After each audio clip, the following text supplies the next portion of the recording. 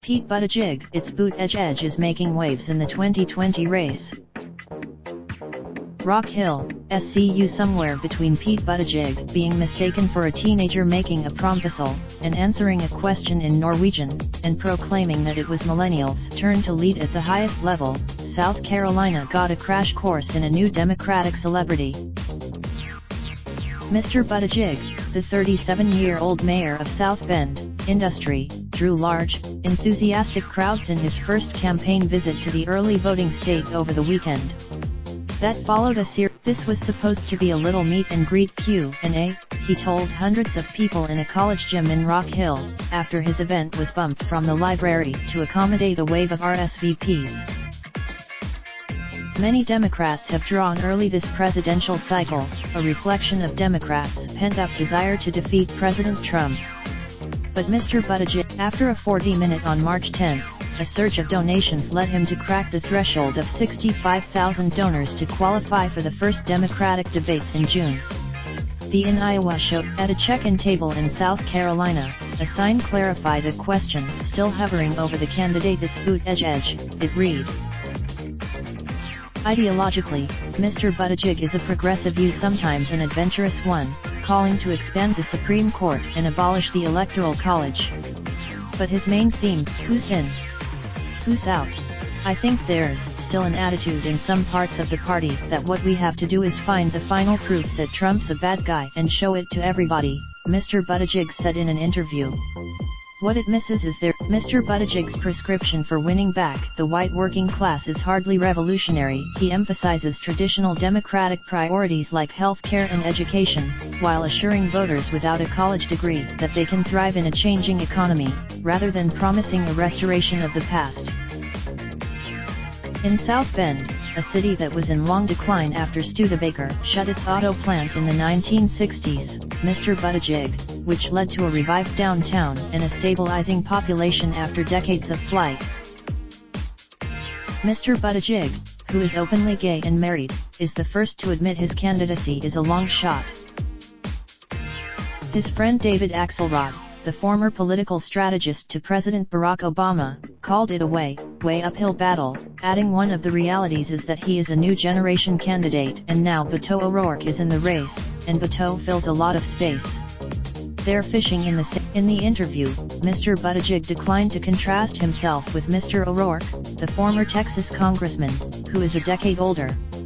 The closest, if I were the 299th most important member of Congress, I am not sure I'd be getting that question, he said. Aaron Olson, 40, a voter who heard Mr. O'Rourke the day before attending a Buttigieg appearance in Columbia, said Mr. Buttigieg was more policy-grounded than Mr. O'Rourke, who admits to working things out in real time. I think Pete Buttigieg is more down to brass tacks, Mr. Olson said. He's more calm and Mr. Buttigieg likes to say that as a two-term mayor, he has more executive government experience than either Mr. Trump or Vice President Mike Pence had on taking office.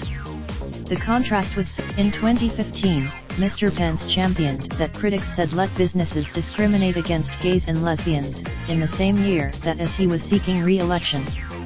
The fact that if he becomes his party's nominee, he would test whether Americans are ready for a president holding hands with his husband in the White House Rose Garden. Well, there's one way to find out for sure, said Mr. Buttigieg. At rallies, Mr. Buttigieg's framing of his sexual orientation plays to Americans' embrace of strong families and equality, and it is one of his biggest applause lines. He recalls how his husband was at the bedside of Mr. Buttigieg's mother when she needed triple bypass surgery. He could be there in the voters at his rallies said his sexual orientation was either a non-issue or perhaps an asset that helps him empathize with other groups that have faced discrimination. There isn't anybody in the United States that doesn't have a relative or a friend who is of that persuasion, said Mary Darr, 86, who had driven from Georgia to hear him. It doesn't make any. Mr. Buttigieg, whose father emigrated from Malta, is the son of two former Notre Dame professors. His resume is, after notching degrees from Harvard and Oxford, and a stint as a McKinsey consultant, he returned to his economically battered hometown to be elected, at 29, the youngest mayor of a mid-size American city. He took a 7-month, somewhere along the way he taught himself to read a favorite author in Norwegian, which is how journalists from Norwegian media turned up in South Carolina. The crowds at his South Carolina events featured as many voters with gray hair as millennials. The impression that in a state where are black, there were not many African Americans in Mr. Buttigieg's crowds, even at historically black Clinton College, where he packed the gym in Rock Hill. "I like Mayor Pete, I think he has tremendous potential," said Anita Nelam, a black Democratic activist in Columbia. She said what Joe and Mayor Pete bring to the party is someone who could speak to those folks in a way they can be heard. Raindrop, drop top smoking, no cooking the hot pot. Fucking on your bitch, yeah, that. Looking up, open the park, pot.